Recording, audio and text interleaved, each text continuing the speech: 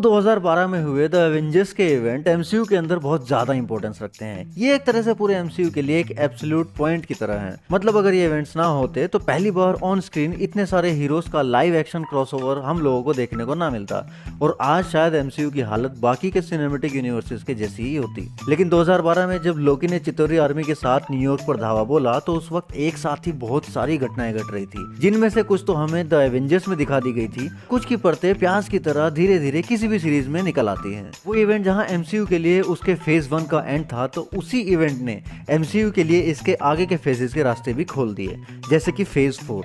हाँ, आप लोगों को लग रहा होगा कि मैं फेज 2 बोलने वाला था, बट अपने कानों पर यकीन रखिए, मैंने फेज 4 की ही बात की है। जब चितौरी आर्मी ने न्यूयॉर्क पर हमला किया था तो उस हमले से एवेंजर्स एकजुट होकर जूझ रहे थे और उसी वक्त दूर कहीं एक छोटी सी बच्ची की नजर सबसे पहले जिस लड़ते हुए एवेंजर पर पड़ी वो था अपना क्लिंट बार्टन यानी कि हॉकाई।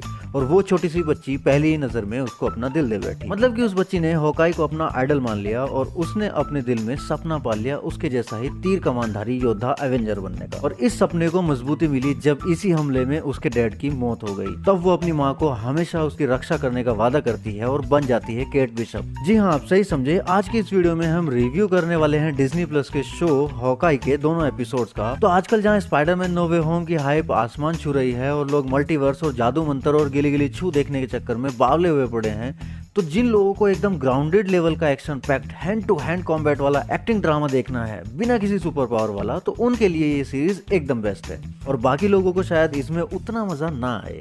मतलब जिन लोगों को सुपर पावर्स एंड बहुत सारे सुपर हीरोज से भरी कई बार ओवर स्टफ्ड प्रेजेंटेशन देखने की आदत है, उन लोगों को ये सीरीज शायद ओके लगे।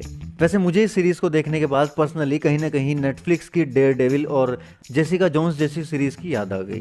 मतलब इस सीरीज की शुरुआत ऐसे होगी ये तो शायद हम लोगों ने सोचा ही नहीं था। ये सीरीज एकदम आपको फुल टू क्रिसमस की छुट्टियों का मजा देती है। उन्हीं क्रिसमस की छुट्टियों का मजा ले रहा है हॉकाई, अपने बच्चों के साथ न्यूयॉर्क में घूम रहा है और कैप्टन अमेरिका द म्यूजिकल के मजे ले रहा है। इस सीरीज ने हमें जहां द एवेंजर्स के म्यूजिकल शो के जरिए उस इवेंट की एक कॉमिक झलक दिखलाई, वहीं ये सीरीज एकदम ग्राउंड लेवल को टच करती हुई हॉकाई और केट बिशप की पर्सनल लाइफ के ऊपर ज्यादा फोकस करती है। वो लोग कैसे अपनी निजी जिंदगी में डे टू डे लाइफ में कैसे अपने हिस्से की स्ट्रगल से रूबरू होते हैं, ये हमें शो करती है। इस सीरीज की जैसे शुरुआत होती है बहुत कमाल है।